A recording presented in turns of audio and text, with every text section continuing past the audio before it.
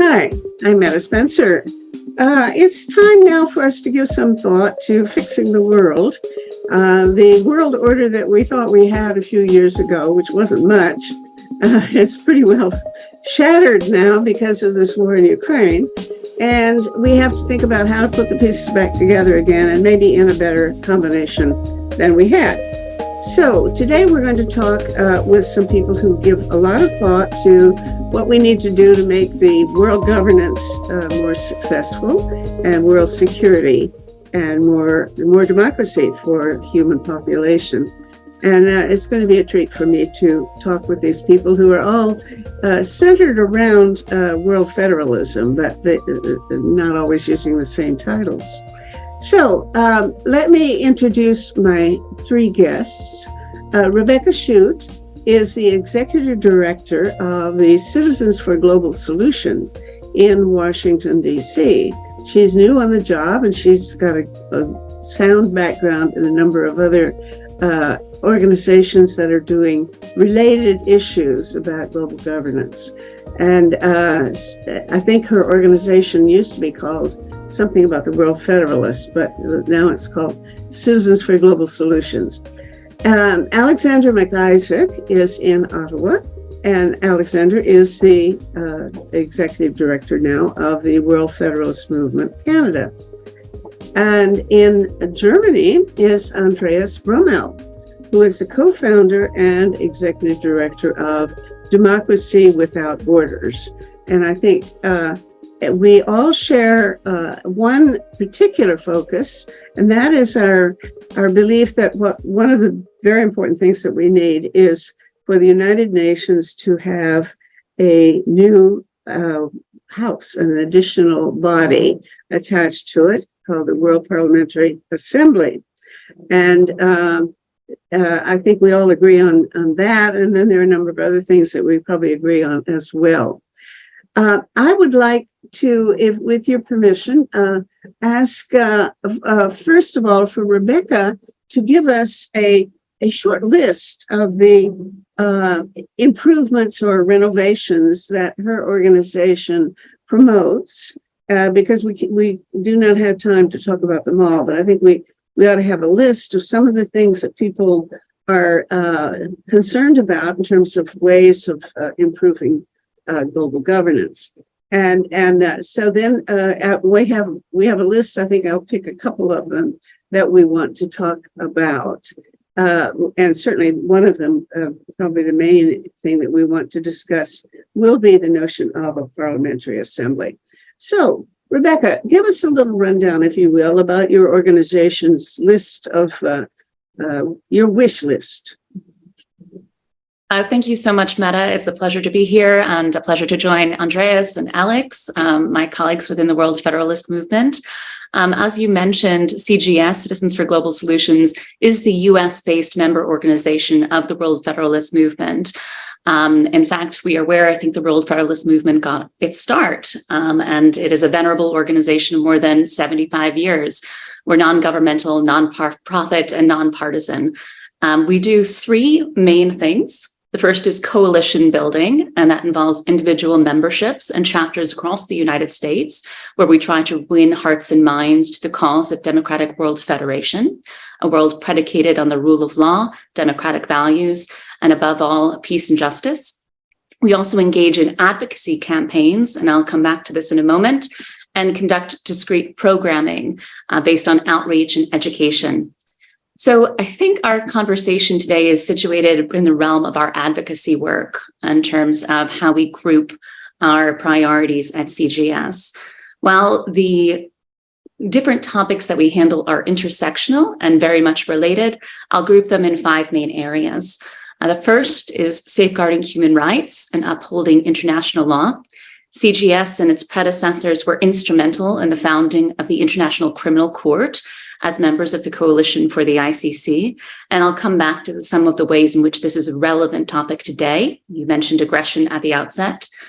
Secondly, we believe fervently in strengthening the United Nations. This includes proposals such as those we'll discuss later that Andreas promulgates on the UN Parliamentary Assembly.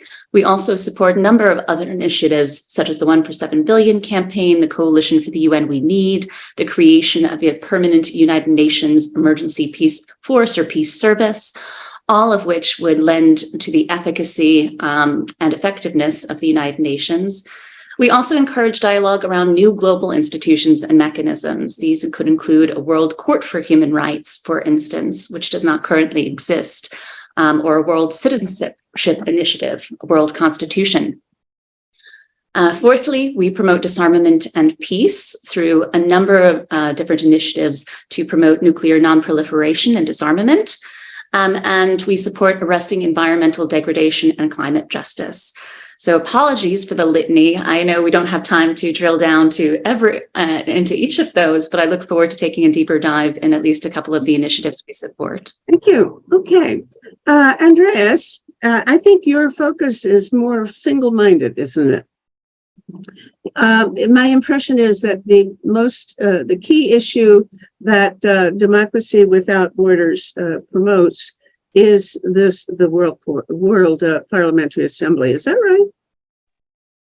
Yeah, well, this is correct, but it's embedded into a broader vision of developing global democracy. Mm-hmm. But it's right that the promotion of UN Parliamentary Assembly is a key part of this. Mm-hmm. Okay, well, we're certainly going to spend a lot of time on that today. Alexander, hello. I haven't even greeted you. How's everything in Ottawa today? Thanks, fantastic. Thanks, Meta. Mm-hmm. Okay, so you are on top of these issues. You put us all together and introduced us. So I expect you have some thoughts that you will feel free to share as we go along. If you don't mind, when we were getting ready, Rebecca came a little early and we chatted a bit. And one of the things she mentioned was something that I'd heard about, but know almost nothing about. So if we can take a second and talk about the question of the enforcement of international law, especially the international law against aggression, because of course we're right now, one of the issues that we're facing is they're in the middle of almost a global war. It is between Ukraine and Russia, and we hope it doesn't become a really global war, nuclear, etc.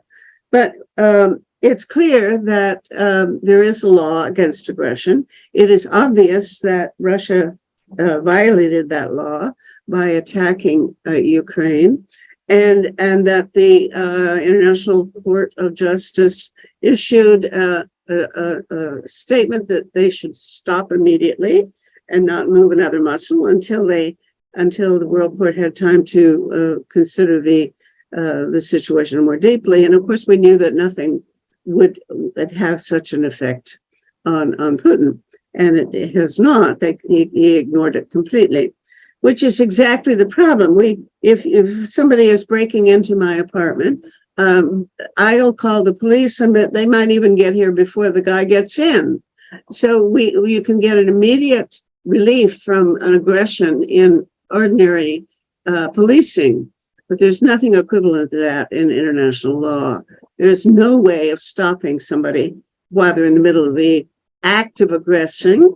And in fact, I expect it'll be another 10, 15 years before anybody can, at best, haul Putin to a world court. So, there's no protection. So as I understand it, Rebecca, there's going to be some kind of tribunal in this case. And it's not going to solve the problem, but will you tell us a little about what is planned along those lines? Because I heard about it, but that's all I know. Sure. If I may expound a little bit on the different potential pathways to accountability and an end to impunity for the ongoing crimes of aggression, war crimes, and crimes against humanity that are being committed by the Russian Federation. I'll take the opportunity actually to start my remarks with the fact that this is the 25th anniversary of the Rome Statute Week. On Monday, the International Day of Justice, I joined principals of the International Criminal Court, activists, legal scholars, many of whom participated in the foundational treaty negotiations in Rome 25 years ago at the United Nations. And it was an incredibly profound moment, and never has the resonance of the International Criminal Court, I think, been felt more deeply or more broadly by the international community as we confront the unprecedented crimes being committed by the Russian Federation. So there are four primary pathways that are potential to pursue justice for various crimes being allegedly committed by the Russian Federation. I'll start with the International Criminal Court itself. So the International Criminal Court has issued arrest warrants for President Vladimir Putin and one of his deputies for very specific crimes. Two crimes, the forcible transfer and deportation of children, which are classified as war crimes under Article 8 of the Rome Statute. The International Criminal Court has jurisdiction over personal criminal liability. So not a state itself, but individual criminal responsibility is what it considers.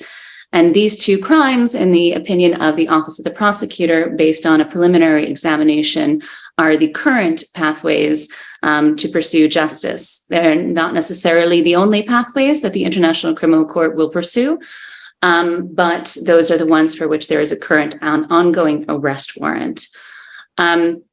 I will note that the International Criminal Court does not have jurisdiction over the crime of aggression in this situation in Ukraine. There are four areas of crimes over which the ICC has jurisdiction. The crime of aggression is one of them, which came into effect with the Kampala amendments in 2010. To date, only 61 states have ratified the Kampala amendments. Ukraine is not a party to the Rome Statute, but has accepted extraordinary jurisdiction over crimes against humanity, war crimes, and the crimes of genocide, but has not done so over the crime of aggression. So that is not a pathway at the ICC. Now, secondly, and before I get to, I think, the main point of the thrust of your question, there is an ongoing case before the International Court of Justice regarding a potential violation of the Genocide Convention. So in February 2022, Ukraine initiated proceedings at the ICJ, and 32 states have made interventions in support of the allegations that genocide has been committed in occupied territories within the Ukrainian sovereign state. This case will hinge on a strict interpretation of the crime of genocide under international law. Now, thirdly, and this is linked to the fourth, which is domestic pathways to justice, the special tribunal that you mentioned at the outset is a very unique hybrid entity that just came into being this month, July 2023. So the International Center for the Crime of Aggression Against Ukraine is the formal title.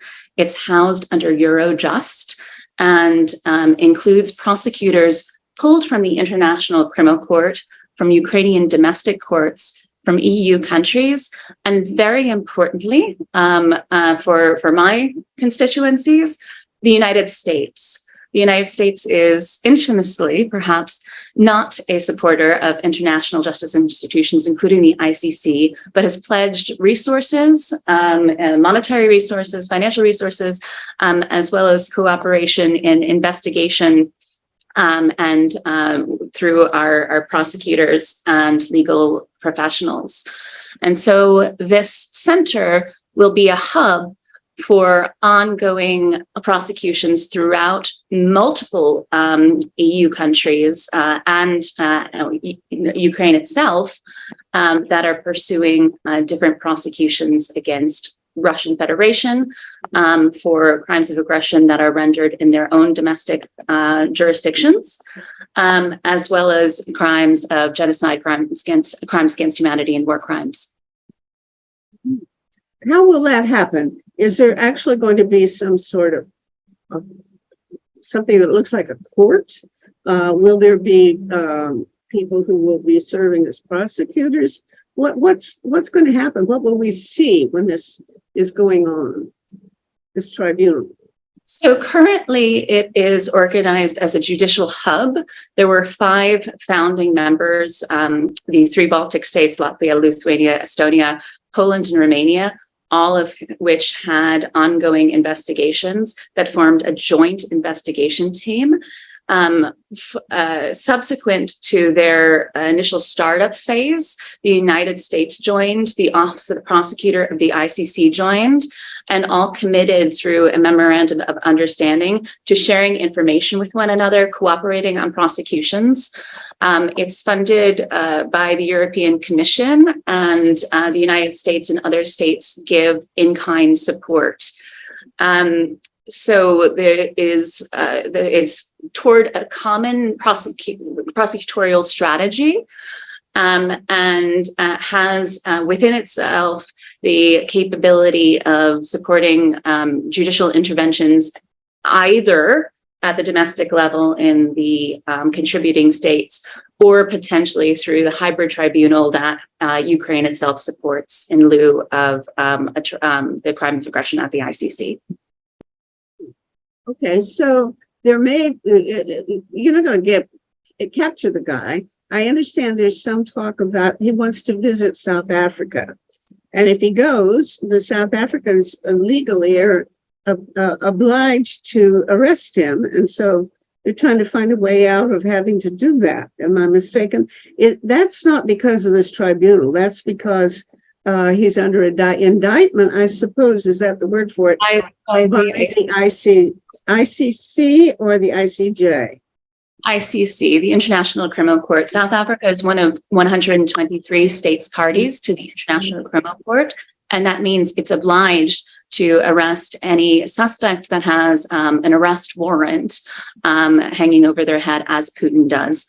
And Putin has intimated that he may explore attending BRIC summit events in South Africa. This is not the first time this has been raised in the context of the ICC. Omar al-Bashir, when he was still in power in Sudan, had an arrest warrant. And there were numerous instances of him visiting states parties and non-states parties, including South Africa, who failed to arrest him during the period for which he was at large as a suspect. And this actually occasioned, both within the International Criminal Court, a number of requests for review of heads of states' immunities and whether or not the parameters of state responsibility to arrest suspects, as well as in South Africa, triggering a very substantive constitutional and legislative series of actions that resulted in an overwhelming domestic decision and consensus that South Africa had failed in its duty to arrest Omar al-Bashir when he visited. I'm sorry, it was a domestic consensus by whom? In this case, I'm speaking of South Africa because Omar al-Bashir's visit to South Africa. The government or the people, they take a referendum? What do they do to get a consensus? Parliament and the Constitutional Court determined that the executive had failed in its duty to arrest Omar al-Bashir. And around this time, there was a lot of talk about whether or not South Africa would withdraw from the International Criminal Court. That did not happen, but suffice it to say, it is clear within the jurisprudence of the International Criminal Court, but is also very clear in South Africa that there is an obligation to arrest Vladimir Putin if he sets foot on their soil. And is there really any real penalty if he comes and goes and everybody's smiley while he's around? Is there going to be any repercussion? There is no enforcement mechanism for the ICC. There is no method of censure other than a statement, other than at the level of verbiage and rhetoric. And this is one of the major limitations of the court. But at the same time, I think we need to recognize exactly how extraordinary it is that we're at this moment 25 years ago, it seemed chimerical. It seemed like jousting at windmills to think that you would have a court that was able to bring to justice the most serious offenders. Of course, it relies on state cooperation. When I say we, I'm also the co-convener of the Washington Working Group for the ICC, and my organization, CGS, is deeply committed to the ICC's efficacy and universality. But it remains the obligation of states to do their part. And I think that maybe is a fitting segue into why Democratic World Federation or World Government. Okay, well, we could spend the whole rest of the time talking about this, but I think maybe we should move on because we're equally concerned, if not more, about the prospect of getting a real democracy in the United Nations. As it stands now, the General Assembly is really representative of and accountable to and acting on the behalf of nations and not necessarily of the population of the world. So nations do not necessarily act in accordance with the best interests of their own citizens. So, Andreas, can I ask you, what is the conventional notion of what a world parliament would look like in the first instance, as soon as it would be created? And then I believe you have a different take on what it should look like, and closer to mine, which is that it should be representative of citizens and people more than of governments. So give us the conventional view first, if you will, and then we can pick it apart. Yes, thank you very much. Yeah, well, the conventional view doesn't go very deep. You will often hear on television, radio shows, and elsewhere, popular media, so to speak, that the General Assembly that we already have is a kind of world parliament, but that is wrong on many accounts.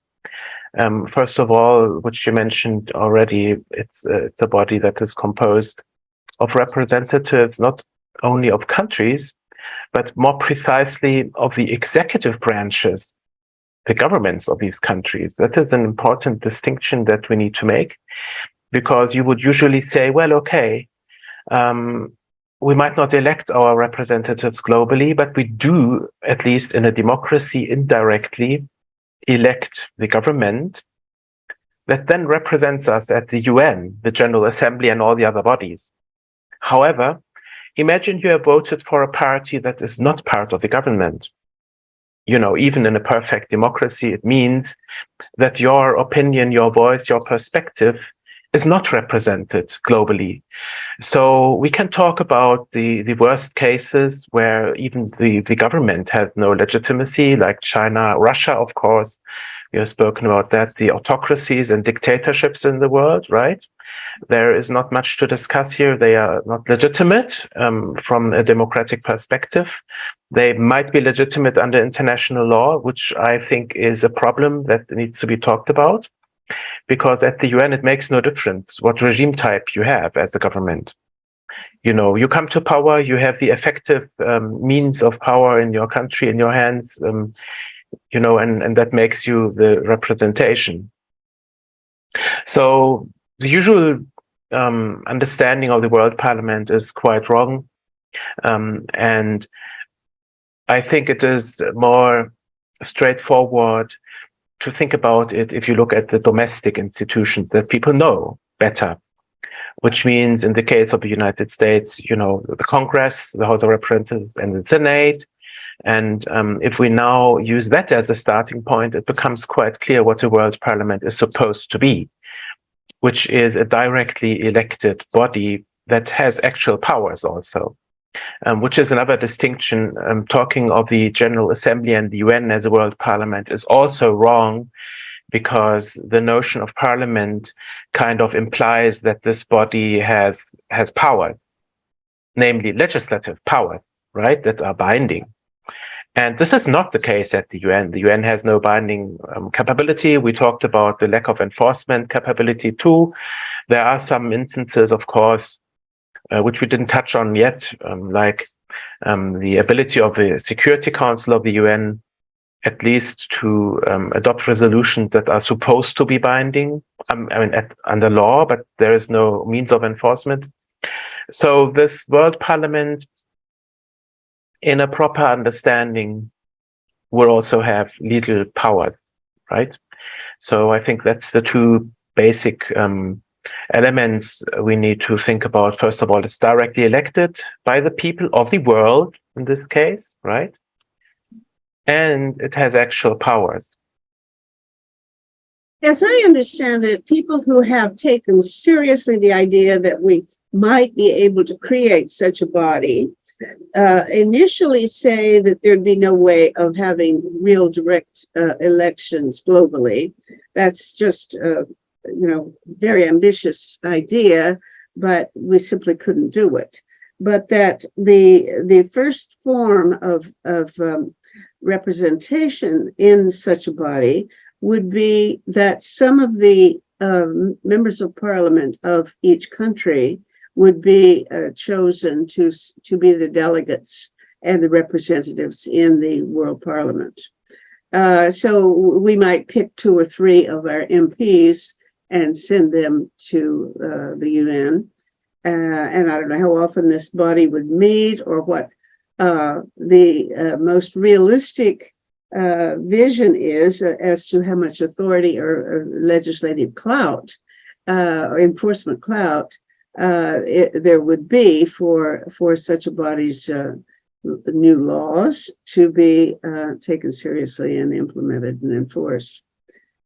Are you happy with that arrangement? Would you be satisfied by having a World Parliament created right away, let's say next year, and have it represented in the way that I've just described, that a certain number of people from each country's parliament would be sent to the UN? Yeah, in fact, that would be already a major step forwards, having something like that, because that would be based on the assumption that if national parliaments select the members, that they would have to select a delegation that reflects as best as possible the political composition of the parliament of origin, meaning that the minority or opposition in a democracy would have to be represented as well, which means that not only would we have actual legislators, nationally elected representatives in this body, but we would also include the opposition, which addresses one of the basic problems of democratic legitimacy and representation at the General Assembly we already spoke about. And it is correct that we would have to take a pragmatic approach, especially in the current world situation, which means that it is best, I think, to look at this idea of a world parliament as a process that needs to start somewhere, and that is geared towards some long-term vision. And the long-term vision is what we talked about, the directly elected assembly that has legislative powers. That is not what's going to happen tomorrow or next year. Whether we like it or not, we will have to have a pragmatic approach. And look at the US Senate, for instance, that only after 125 years, direct elections were introduced through a constitutional amendment. At the beginning, senators were also elected by the, state assemblies. And a similar example that is very interesting that we are looking at is the development of the European Parliament. Outside Europe, not many, or the European Union, not many are aware that the European Parliament is a real powerhouse, a legislative powerhouse. It still, unfortunately, lacks the power of initiative, but on the other hand, all EU regulation otherwise has to be approved of and discussed with the European Parliament. So it's more powerful than domestic parliaments in the EU. And I'm mentioning this because at the beginning, the European Parliament did not have such powers. They only evolved over decades. Mm-hmm. And at the beginning, the European Parliament was also not directly elected. That was something that was only done in 1979. After 20 years, or more than 20 years of existence already, with testing it out, So there are some interesting examples we can draw upon globally, but I would like to draw our attention to a key problem, right? And that is the existence of autocracies that are becoming more forceful in the world. And that is a problem insofar as that they might first want to stop any such development to start.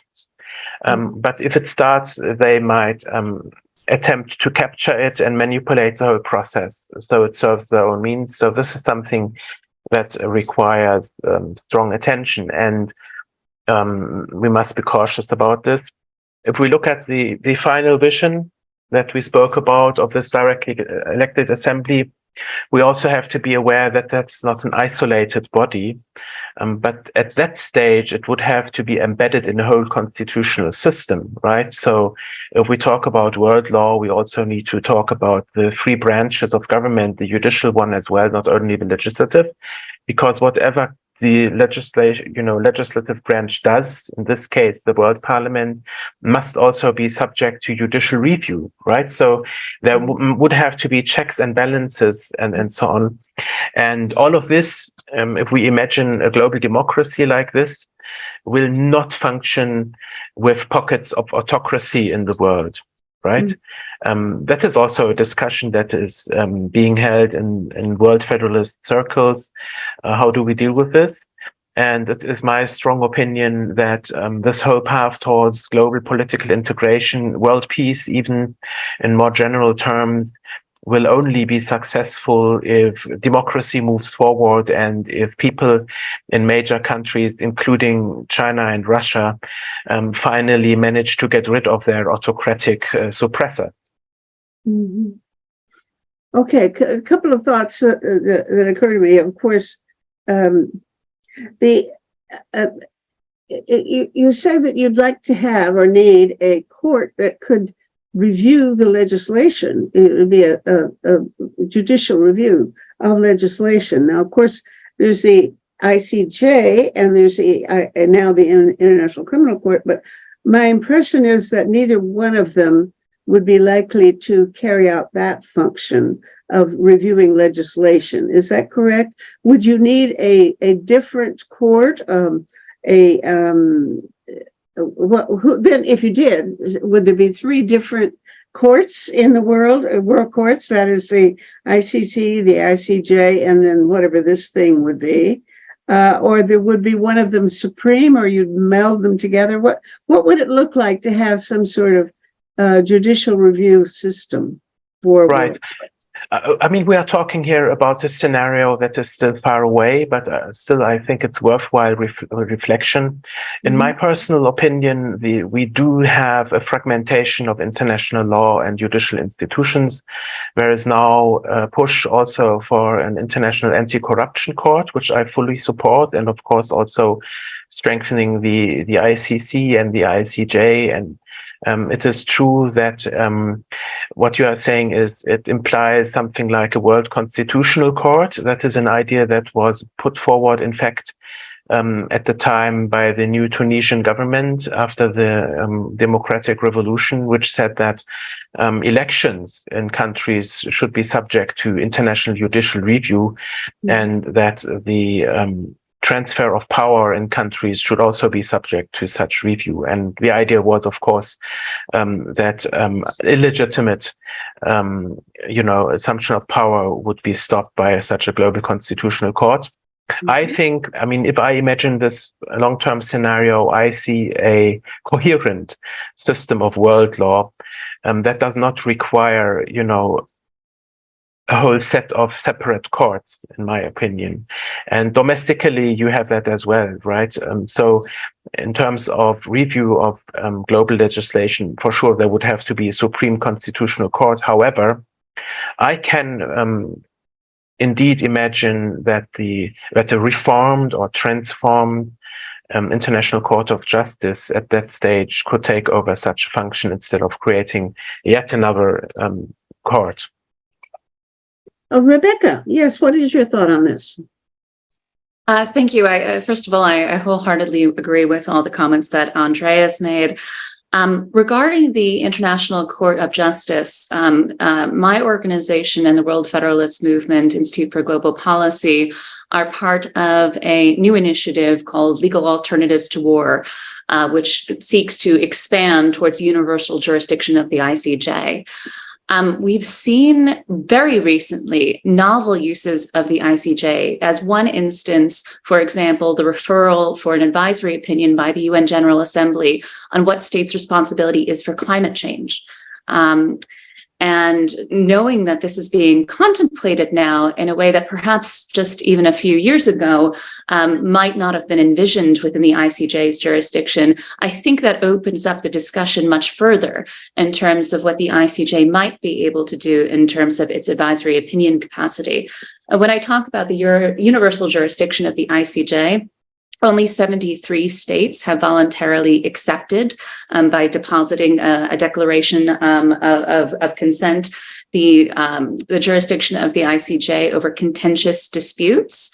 All states are obliged to follow its precepts when it comes to treaty disputes, either those to which they are internationally obliged, multilateral treaties, or bilateral treaties.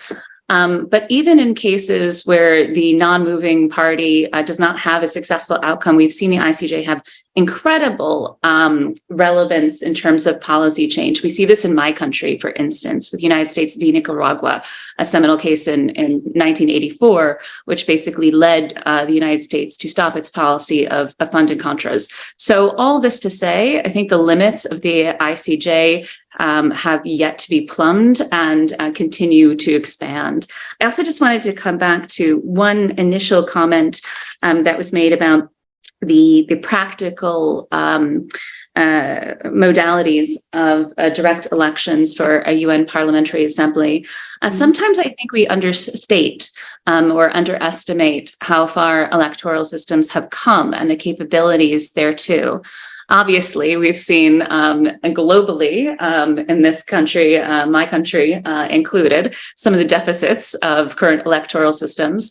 But I think, for instance, of when I was in a previous role supporting the referendum on the Somali constitution, where most of the interior of Somalia at that point in time was inaccessible, but through means of various technologies, various people-powered movements, a significant number of domestic individuals, domestic citizens participated in that referendum and subsequent elections.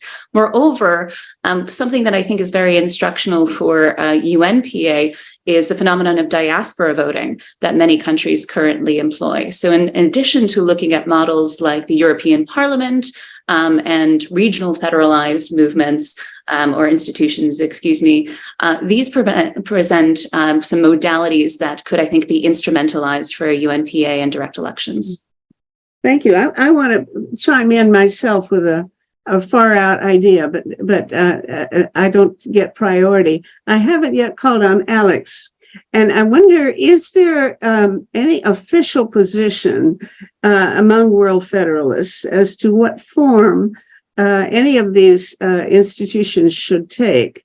I know that there's a general agreement on certain, the idea that there should be a parliamentary assembly and so on, but have the World Federalists in general come to any agreement as to what it would look like and how it would function and what the details would be? Had some meetings actually with the leaders of different organizations, which are members of the World Federalist Movement, IGP, which does include, of course, CGS, Democracy Without Borders, and WFM Canada. And what we really saw is that there's no real one path or one final structure to a UNPA.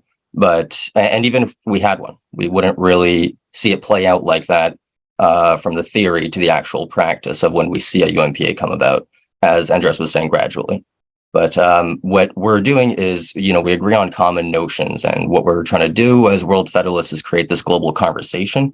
And we agree on very clear notions, like the fact that the distribution of seats for a United Nations Parliamentary Assembly would probably be based on not only population considerations, so not one country, one vote necessarily, but also geographical representation, so representation of different regions around the world.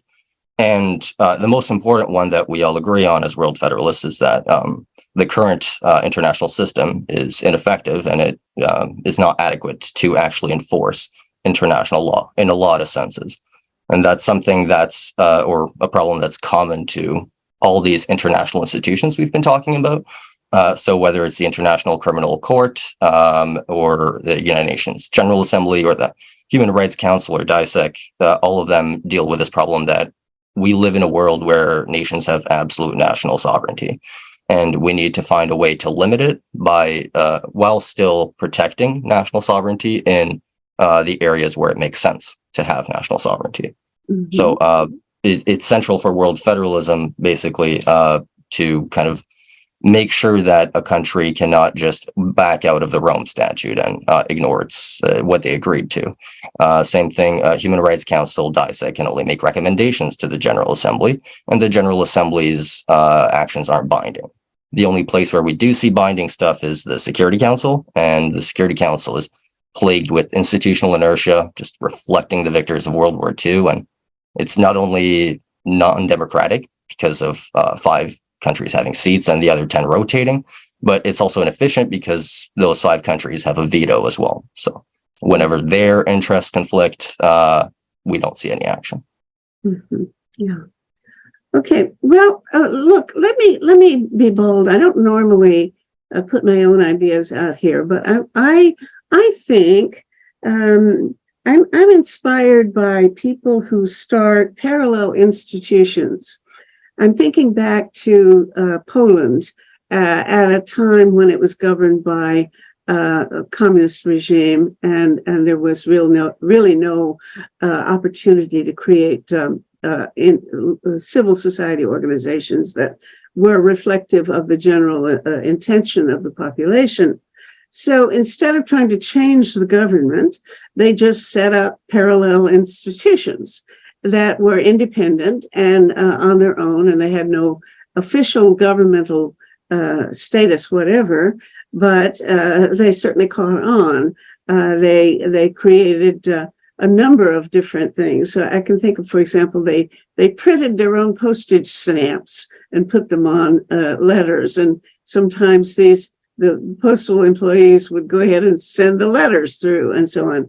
They would have their own home universities. They would meet in people's living rooms and have institutions that way, and so on. So in other words, you just create an alternative system if you don't like the one that's in power, and see if you can create something that people like better. Well, my notion is we could create a parliamentary assembly right now. Give me, say, $3 or $4 million, and I can do it myself. I would invite you guys to join me if you'd like. But I think what we can do is we've got everybody's got a cell phone. Something like I think that 80% of the world's population now has a cell phone, and most of these we can have Zoom on our cell phones, and we can hook it up, and we can have meetings, and we could have elections. I would say we should have a system where people join the world government and say, I want to be a world citizen, and I'm going to pay my annual taxes $1 per year.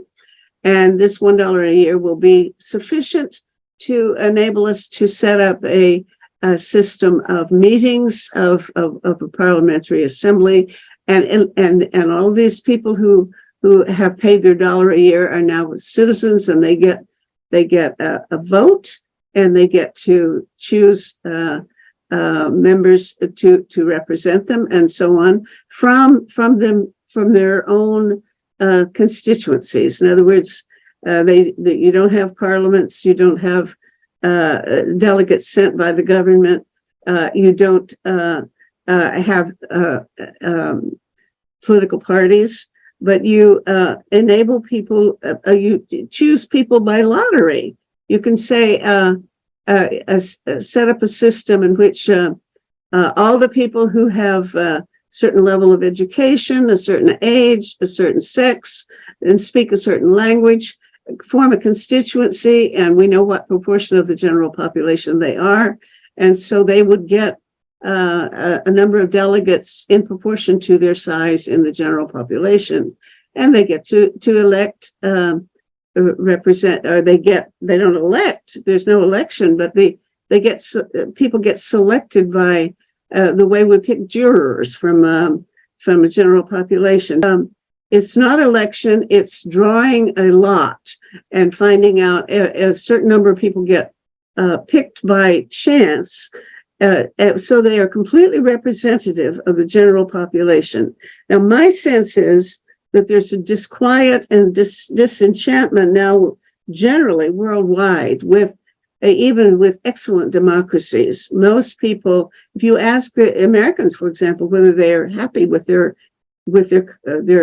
Congress, the great majority of them will say no. And it's not just the U.S., it's almost any real democracy. People are very disappointed in how that's working. But it actually works if you have citizens' assemblies that are really representative of the people, and you give them plenty of opportunity to deliberate together, discuss issues, and call upon experts to inform them as they need to be informed before they make decisions and so on. So we could have a real functioning world government parliamentary citizens assembly created that way, that would meet by Zoom, and they'd probably never meet in person, but it could go on and be, I've written a game plan for how to do it, because I've even given some thought about what time of day they would start meeting and that sort of thing in order to make it work. You'd have to have different sections for the world according to East and West, or what time zone they're in, and whether they could all meet at the same time and that sort of thing. So I just like to promote the idea of having not elections, but sortition. That's the word I wanted. Sortition is the process of which the ancient Greeks did. They had their democracy, but they didn't elect people. They actually drew lots to decide who would be represented in their governing structures. I want to propose that as a far out goofy idea, which I think is realistic and doable. And tell me whether or not you think, I know you're going to think it's crackpot. So go ahead and tell me that it's crackpot. Who wants to take first shot? Yeah, Andreas. Well, yes, I mean, you've addressed many things. So let me start somewhere. First of all, in terms of having a self-organized movement, that has been done. Even by the World Federalist Movement after the Second World War, when there was an effort to have a self-organized World Constituent Assembly that would be elected from people across the world, not necessarily organized by governments. And there have been multiple efforts for this approach. For instance, I would even group the World Social Forum into this field, right, where there was an effort to build a counter narrative and counter movement to neoliberalism. And I think that it is worthwhile as a goal for mobilization, raising awareness, and pushing for change. The unfortunate trouble is that the governments are here, they are there, and they hold the power. They have the economic means, they have the military power, they control the police, they control economic redistribution.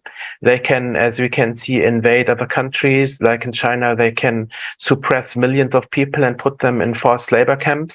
Mm-hmm. So I doubt that any such parallel movement is able to change any of that, unless the final goal then is to actually capture and change the governments, right, that are in question here.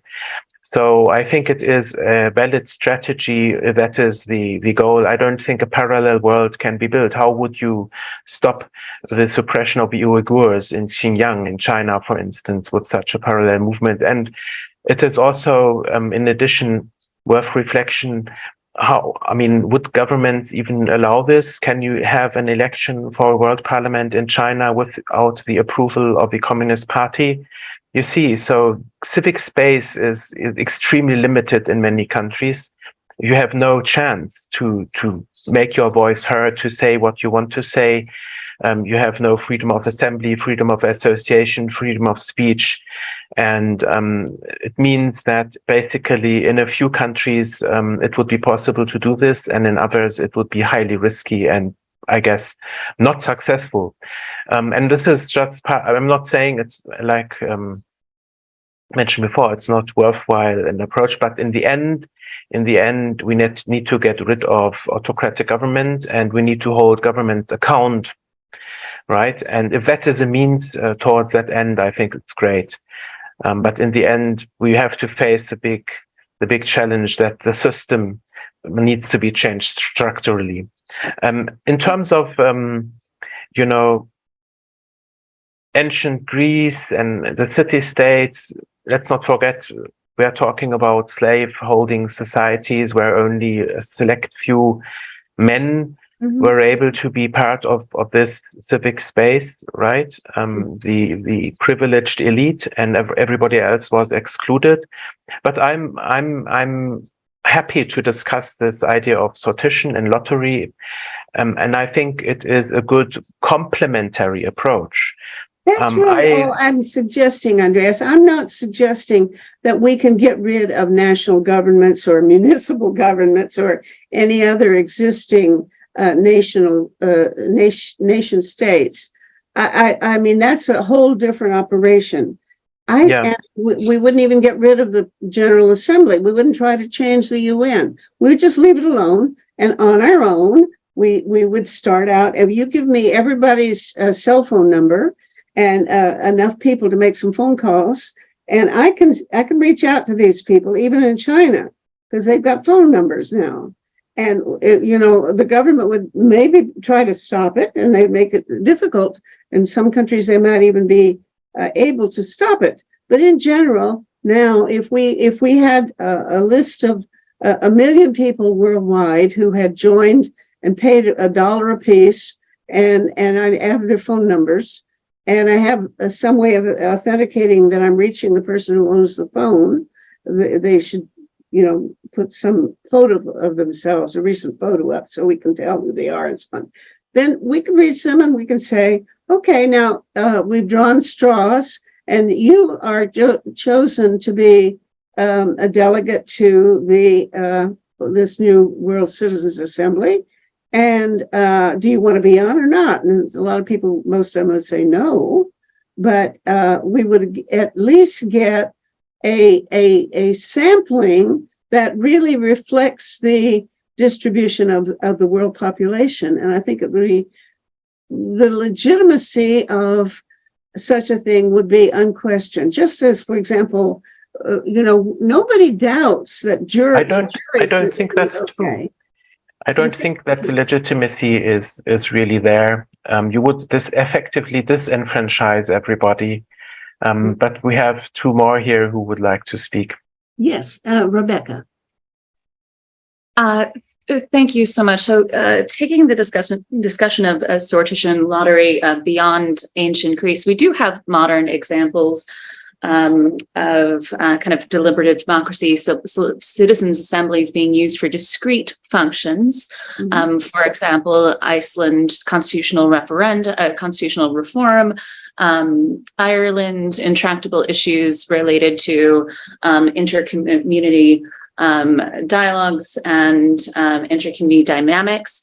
However, I wholeheartedly agree with Andreas that I don't think that legitimacy or credibility are conferred by a descriptive only representation of the world's peoples. Ultimately, and I come from a parliamentary background, so this is close to my heart, I take seriously the role of a parliamentarian and evidence-based policymaking. And so going for decision making that transcends a crisis or an immediate need, like a constitutional reform, to contemplate all of the subject matter that a UN Parliamentary Assembly, or for that matter, any legislative body, would be forced to confront. I think you do need some degree of expertise, or at least know where to find those expertise. And then there's a whole conversation to be had there, of course, the role of a legislator as delegate or trustee in the different forms of representation. But suffice it to say that when we're talking about the most critical decisions for humanity that a UN Parliamentary Assembly would be asked to contemplate, I am not personally very comfortable with a grab bag approach, and would not see that as credible nor legitimate. Thank you. Okay, Alexander. Yeah, well, I do agree. I also think it has a lot of potential complementary functions to a World Parliamentary Assembly, such as the agenda setting function that could be possible. And I got that through your article, actually, Meta, where you described pollsters collecting, different global issues that people email in, and that would become the agenda of the actual World Citizens Assembly. I was thinking maybe instead of having that, maybe the people that form the World Citizens Assembly could set the agenda of the plenary sessions of the United Nations Parliamentary Assembly, or something along those lines. And I do think it would add a lot of trust in the actual process of the UNPA and the actual system.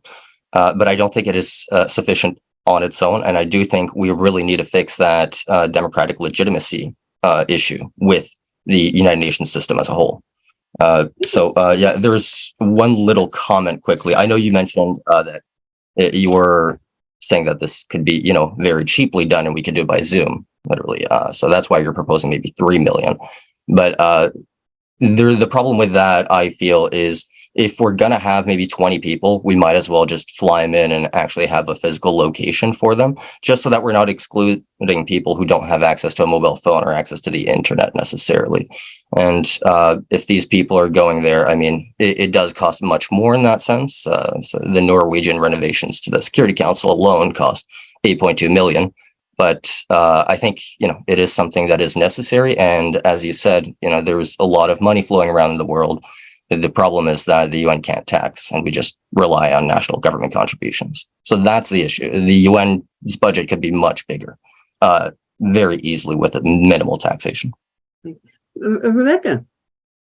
As we explore complementarity of these different models, it might be interesting to decouple or distinguish between the different roles that representatives, that parliamentarians play. So often we see this as the trifecta of representation, legislation, and oversight. And sometimes you add budgetary concerns to those. Other folks think that the budget is kind of interwoven through those other three. Alex, I think, gestured toward the very important role that citizens' assemblies and really the Vox Populi can play in oversight. And that's something that I think that it would be worth exploring and taking further. Tell me more about what you would mean there. So normally the oversight function of a parliament is to be the check and balance on the executive. So how is the executive performing against its commitments, against its obligations, and to be a watchdog. And we see many popular movements nationally, internationally, regionally, where citizens have turned into that watchdog function. Mm-hmm. If there is a way to empower a citizens' assembly along those lines at the global level, at the UN level, I think that would be interesting to explore. Mm-hmm. Okay, well that's encouraging. So I gather that there's nobody here who thinks that my idea would work as such. But maybe it has some grain of possibility in other ways. Is that the best I can extract from you folks before we say goodbye? Or is there something more that we need to consider about how we would move forward?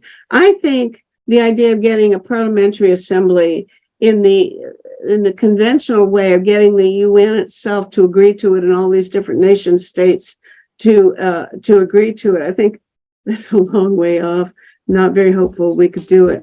But I think some billionaire who wants to give us some money, we could do it ourselves as a hobby.